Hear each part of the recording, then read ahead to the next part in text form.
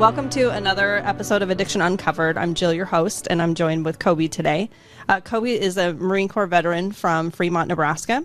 He's recently married and is really proud to be able to focus on his family while at the same time pursuing his master's in public administration at the University of Nebraska at Omaha. And Coby has been in recovery since February 1st of 2019. He is also certified as a peer support specialist. So welcome to the show, Coby. Thanks for having me, Jill. Yeah, absolutely. So let's just start from the beginning. So where did your struggle with addiction start? So definitely early in around the middle school ages, I was introduced to marijuana and alcohol, like most children are, unfortunately. Right. And I think the first time that I drank, I didn't have a good time. But that didn't stop me from pursuing it. I don't know if it was just the crowd that I was hanging out with or the life that I was living. Substances weren't encouraged in my household by any means, especially alcohol. Neither of my parents drank really at all. So getting into that young was kind of tricky. But right off the bat, I didn't drink like anybody else. I had bad times with alcohol, and I kept going. That evolved throughout my high school career and caused some problems within my youth years. Luckily, I was able to take a step back and join the military at the age of 18, which was kind of a saving grace for me. Super grateful for that opportunity to go and serve our country. But it started young. Yeah, I mean, and we hear that often, right? Is it usually is something that we're at least just trying out, especially during our teenage years and sometimes even younger, but it just depends on what you do with it at that point, right? Yes. I think I have the brain that is built like an addict. Okay. Like undeniably, I get hooked on things, whether it be substances, sports, action sports, things in life, success, failure. Mm-hmm. I like things in abundance for whatever reason. Just the way my brain functions. Mm-hmm. So then you joined the military.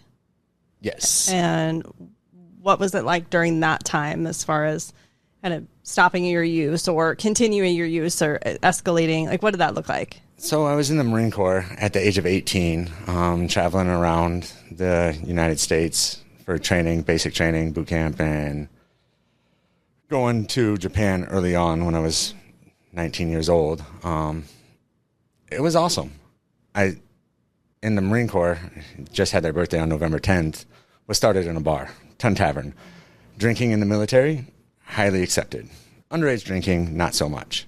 I was lucky to never get in trouble with underage alcohol use, even though I did partake. Japan's drinking age is 20. Oh, so okay. I wasn't underage for long. And then I went to Iraq from Japan right after my 20th birthday. So I had a mission. I had positive influences around me, even if we were drinking heavily on the weekends or whatever. But I had a mission that meant more to me than substance abuse at that time, for sure. So the Marine Corps was an absolute positive influence on me every step of the way. Even if we look into Iraq and Afghanistan trauma, the Marine Corps was still there. Like I took it to another level, and we could probably roll back to that youth time. So middle school, high school, developing brain, even I guess in my early 20s, brain's still developing technically. And I'm avoiding trauma or avoiding feelings with alcohol.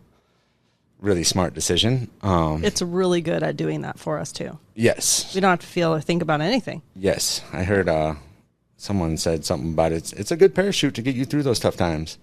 But then when you're in the ocean, like, it makes sense to cut it off. And I struggled cutting that parachute off while it was drowning me. Yeah, it's a good one, right? Yeah. And so it just becomes, for a lot of people, it just becomes too much too quickly. And then you turn around and you look and you say, how did I get here? This isn't helpful to me anymore.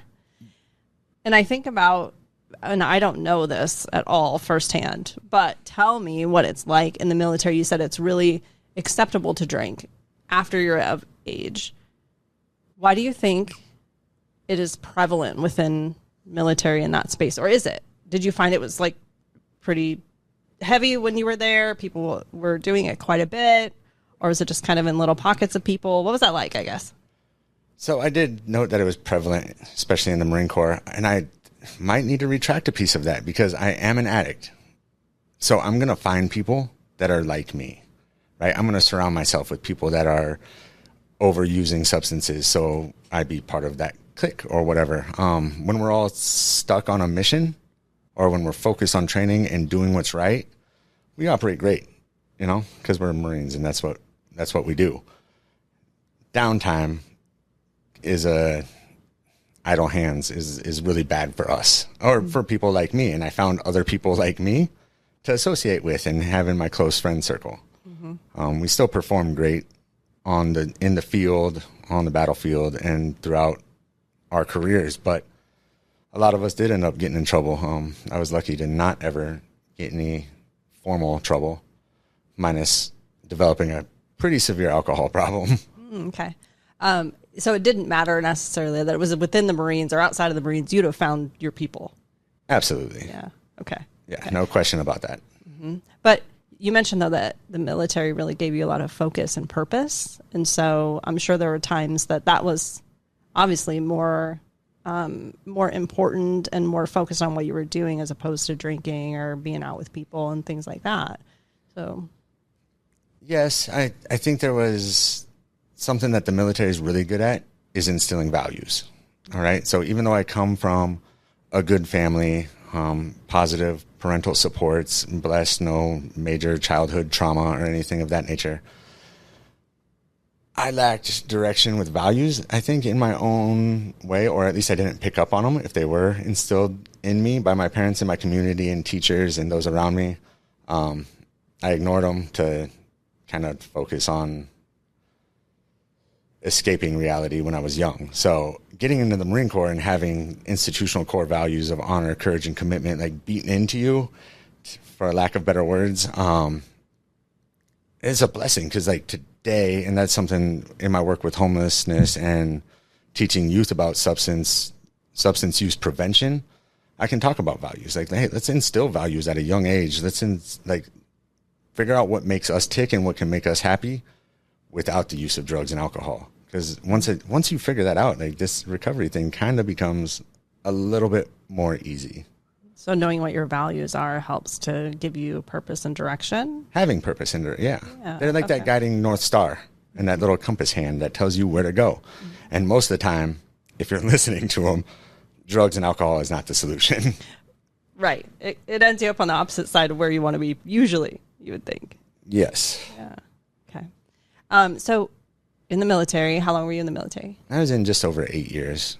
And I did. Just over 8 years. That seems like a long time still. Yeah. It was a good 8 time. 8 years is a long time. So you're in just over 8 years. And then what does your alcohol use look like after you complete the military or not active in that way? I would assume your structure looks really different and just coming back into society in a different way. How did you adjust?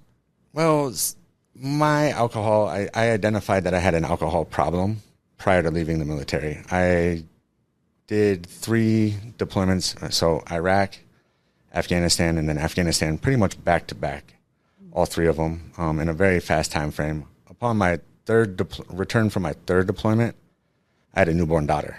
So I came back to California in this father role that I've never experienced. Had a couple pretty gnarly deployments under my belt. So I was cocky, arrogant, combat hardened. My ego was definitely a problem. And I don't think in between those deployments that I ever really had time to like process the things that had happened. I just numbed them with alcohol. Mm-hmm. After getting to Hawaii and realizing like there's not another combat deployment coming, I kind of spiraled. And I had these 2, well, at this point, a second beautiful daughter. And I'm parenting or attempting to parent and drinking because I'm not dealing with my feelings. So I ended up going to inpatient treatment for PTSD. And while I was there, I actually discussed alcohol. So I knew when I got discharged from the military that I had a drinking problem. So I come back to Nebraska, and you're right, my life is upside down. I got a divorce. that first week back, I filed for divorce. All types of struggles with personal relationships. Lost my career of 8 years that I kind of thought I was going to stick with forever. And now I'm back in Fremont, Nebraska, small town. And I linked right back up with my old friends, knowing I have a drinking problem. I drank for a little bit, then I tried to balance it out and started using methamphetamine because I knew if I kept drinking, I would ultimately lose custody of my kids and not be able to be around them because I drank that badly. So I picked up drugs. Okay. And so then how did that escalate pretty quickly then? I've just heard some stories recently that escalation happens really fast when you introduce meth into your life. Yeah, absolutely. Especially if you're trauma ridden and already completely upside down from just lifing. Yeah, do not recommend it as a coping mechanism to anybody that's listening or watching. Yeah, I mean, if you think about PTSD, especially in the military, the things that you've had to see are unimaginable for most of us. And so I just would think that it's pretty common for people to turn to drugs or alcohol just to escape that piece of it. So then not only do you have this substance use disorder with multiple substances, but you have this PTSD that needs to be treated too. And I mean, how do you prioritize? How do you treat them both the same? That's just a lot to manage. Absolutely. And I think I used trauma as a security blanket to justify my drug use. Oh, tell me more about that. What do you mean? So you don't understand how messed up I am. You can't tell me what to do. Why would I change? You know, I'm already off the rails anyways. I definitely use that to justify both drinking and methamphetamine use. In my own head, even going to treatment through the VA, which shout out to the Omaha VA, like their PTSD clinics and their substance use division are amazing. I know they get a bad rap in different media sources, but Omaha's VA has done nothing but absolutely be there for me, even when I didn't really want the help. They were still like, I was going there trying to focus on one thing and ignore the other thing. So I'd go for substance abuse, ignore the trauma, or I'd go for PTSD and ignore and completely lie about the drug use. Turns out you need to probably work on both at the same time. Right. Yeah, we can't put one above the other. They're happening simultaneously, right? Yeah. Yeah, that's awesome. So you found a lot of support through them, sounds like. Yes. Yeah. I wouldn't be clean if it wasn't for the VA. That's amazing. So cool. Yeah, shout out to the VA. Awesome. So then you said that you went to an inpatient treatment. Is that right? Multiple inpatient treatments. Multiple inpatient treatments. Was that helpful? Yes, I believe so. So in Hawaii, I did Healing Forces is what it was called, and it was an active duty military inpatient PTSD clinic for 30-ish days or so. And it helped me get balance and understand, like, okay, you can stop fighting this diagnosis of PTSD, because I didn't want to admit it. The first time a psychiatrist told me that I had pretty severe PTSD, I was like, no, I don't.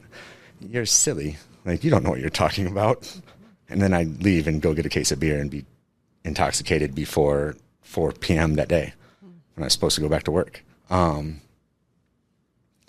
It did. It taught me a lot of different modes for recovery therapy and that type of stuff. It also introduced meditation into my life and 12-step programming. Did I bite on either of those at that time? Absolutely not. The first time I meditated, I seriously thought it was torture. Like, what is this? Yeah. What was so difficult about it for you? Very fast-moving brain. Like, so there's a show called The Midnight Gospel. I don't know if we need to leave this in or not, but it's a podcast by Duncan Trussell, and they turned it into an animated show. And they have this really good piece on meditation where the little guy is just so angry about the meditation. He's like, this is the stupidest thing ever. Why would I sit here and clear my mind? And then he actually does it, and he's like, oh, I wonder, and I started to get to wonder what was really going on with me, and I got some time to be with it. And then after that treatment, I did start drinking immediately. So I don't think it really had time to set in. Yeah, I think it takes like several different ways and different times for a lot of people to kind of not figure it out, because we don't ever have it totally figured out, but to really let some things sink in and hit that turning point of, okay, this isn't serving me anymore. And so you have all these like pieces of information that you've picked up all throughout the inpatient treatment, the several different stays, and the different even outpatient treatments I'm assuming you were in and out of for both PTSD and for substance. You just pick up little pieces throughout until it finally like comes together. It doesn't mean then it's over. It just means like you kind of hit that point of, okay, this needs to shift.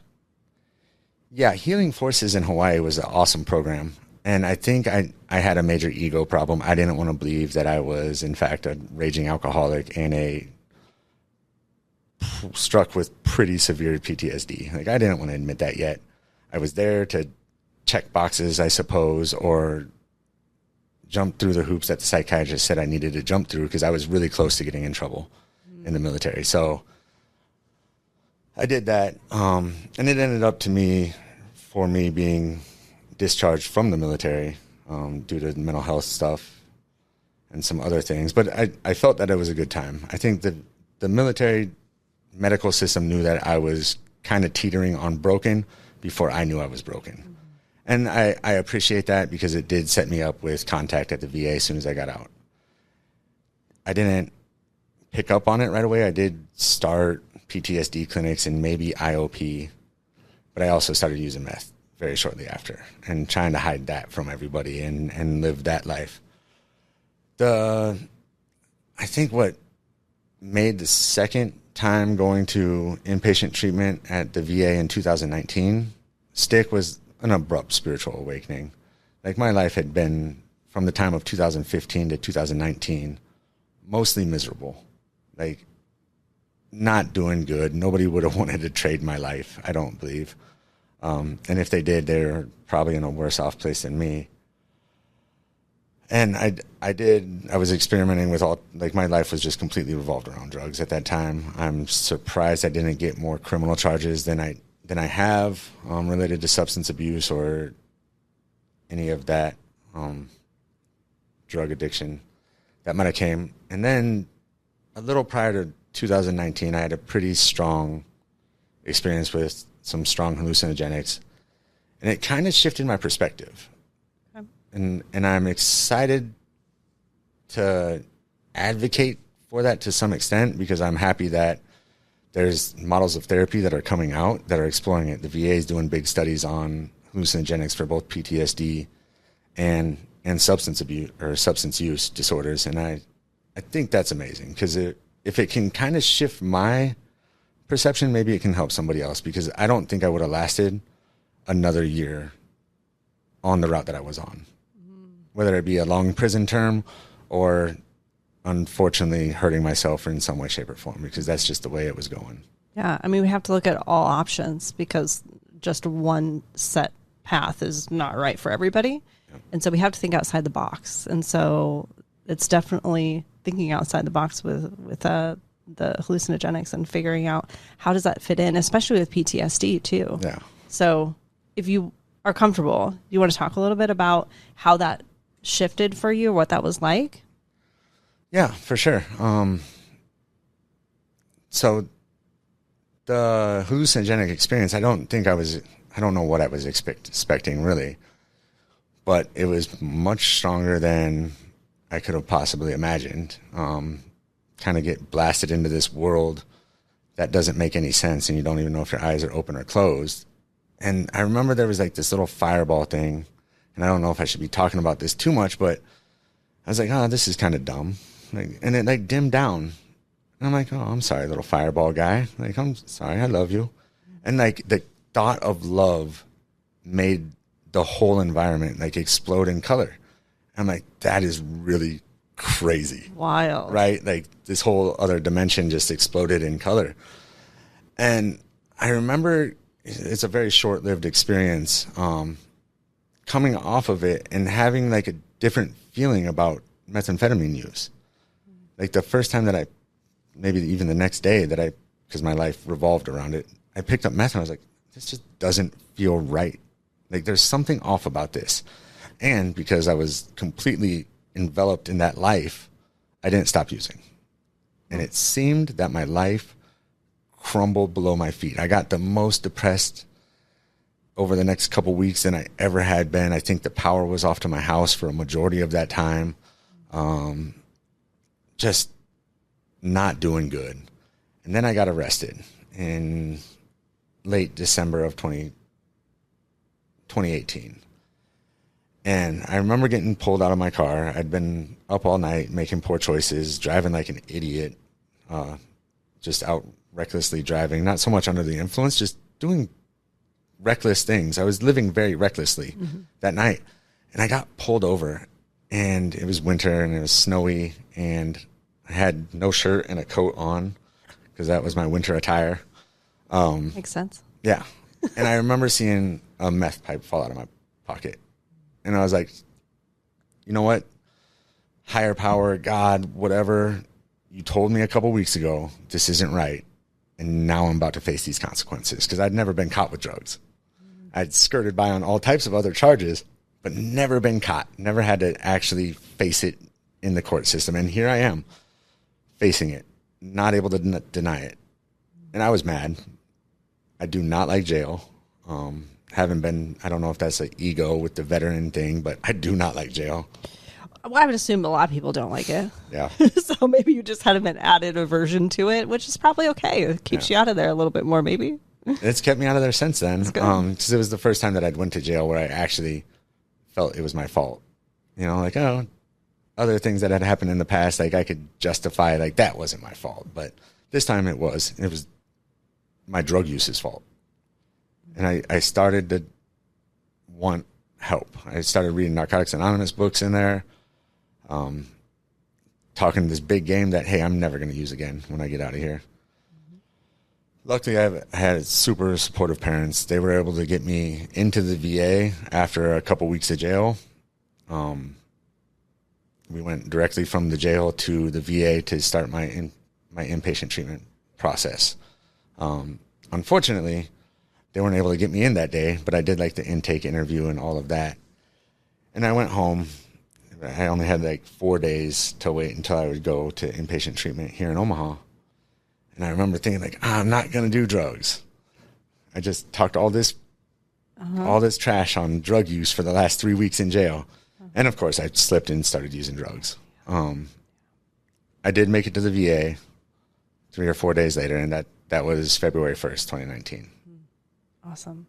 Well, and I think too, I appreciate being honest about that because we always worry about that gap between when you have an intake somewhere or you have a plan to get started and you have to wait those few days. There are a lot of people that actually get very sick and risk death during that time because, well, one last time. Yep. And it sounded like for you, it was just automatic. It just kind of happened. You know, you were planning on not doing it, but here we are. So that gap in between their time is so important. Yes, and I'd use more on the way to the VA than I'd probably, you're right. Like, had it been an opiate or another substance, I probably would have overdosed that day. Would you say it's like just being afraid? Is that what drove that or what? Change is scary. I'm about to give up the life that I know and go through another massive transition in my own identity. So we go from the Marine Corps to civilian life. Identity crushed. Going from drug addict to clean. Identity crushed. Like, all these things are scary. And turns out I get scared easily. And then you think about all the physical things that are going to happen, all of the vulnerability you have to have in order to get sober. Like, there's a lot that goes into it. And being a Marine, maybe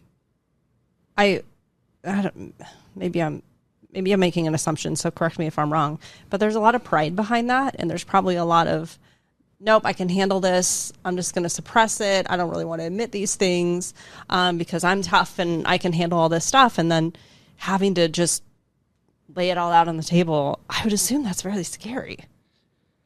Yeah, definitely. I think that's why programs like the VA and their inpatient, where I'm surrounded by veterans that are going through the same thing, like it actually, that experience was what prompted me into the world of helping, was being around veterans and understand, like, okay, if I can do it, other guys that are going through the same struggle, because I've had a lot of friends that we deployed with that are no longer with us, whether it be from overdose or suicide.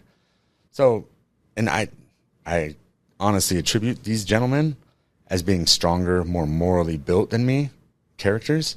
So I'm like, okay, if they're no longer with us, like, I am definitely at risk for some very negative things to happen in my life. But if I can help give back in any way, shape, or form, and that's what led me to like that peer support programming. And I'm very entrepreneurial in my brain. I don't want to go work for anybody else. Typically, I can do this better maybe. So I jumped right into like business school and doing the peer support stuff on my own. Turns out 12-step programs, major blessing. I got really involved in 12-step programs at that same time. I didn't think that they would work for me, but I was reintroduced at the VA to 12-step programs, and other veterans like, hey, you need to come to NA with me. And I'm like, Narcotics Anonymous, what? He's like, you're a drug addict. I'm like, yeah, I know. That's why I'm here. And he took me to this really small NA meeting, and I bit on the literature. I bit on the 12 steps and got out. This is funny, kind of. I got out of treatment, went back to my house in Fremont. And like 2 doors away from my house, there's an NA meeting every night of the week at this little church. And did you have no idea? I had no idea. I'd actually driven through that parking lot multiple times. Like, what are these guys doing here at 7 p.m.? Like, you guys, are you cops? Like, why are you watching my house? That's funny. Oh, but it was right next door. You had no idea. And a little blessing, that first meeting that I walked into was extremely small, rural, well, Fremont, Nebraska, but small group, small meeting. The guy that would become my sponsor, my first sponsor, was chairing the meeting. And he was also a veteran.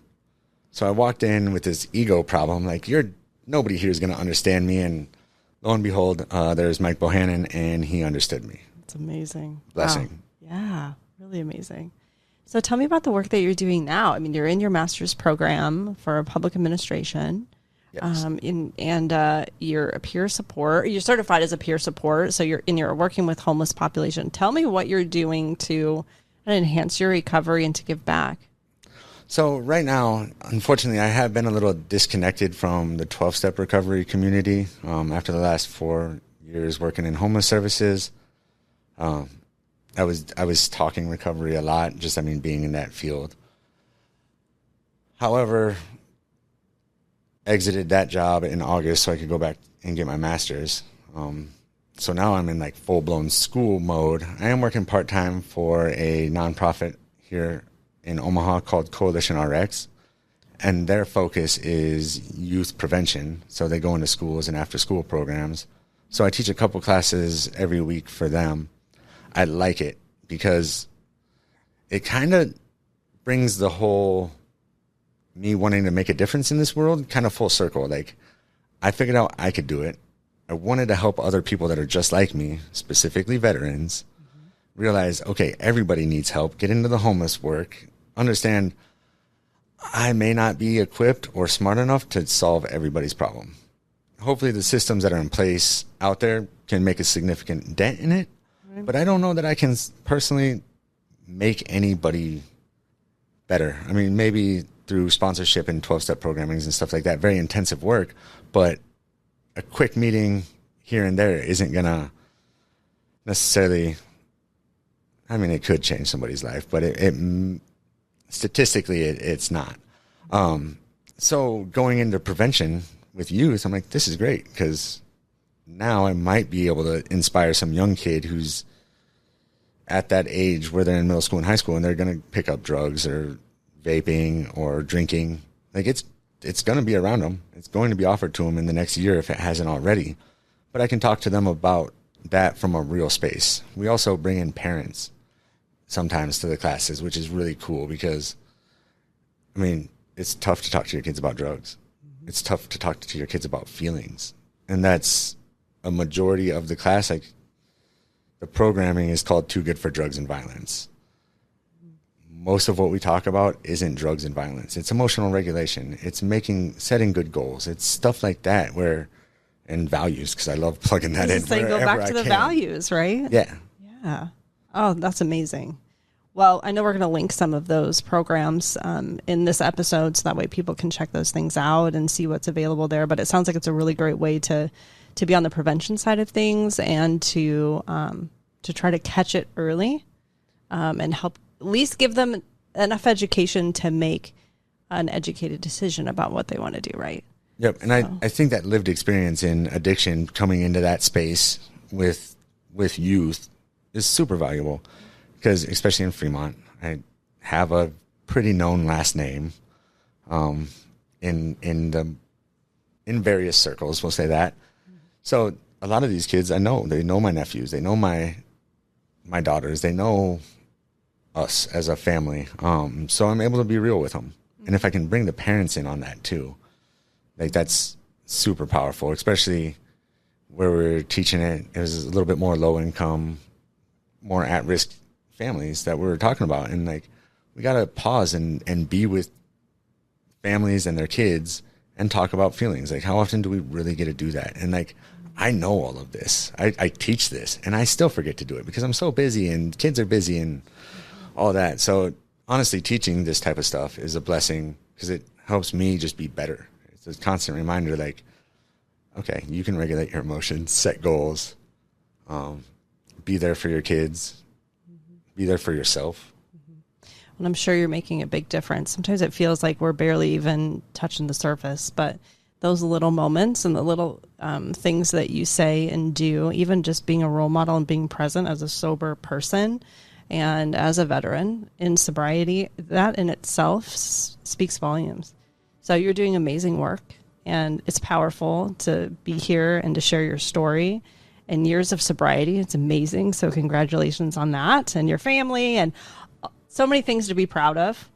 And thank you for your service. Thank you. Yeah, I appreciate you being here and sharing that with us. So thank you very much. Yeah, I get to come share all the blessings that I get to deal with on a regular basis. Like, I mean, it's awesome. It's much better this way, and I feel good. Awesome. Well, thank you. Thank you.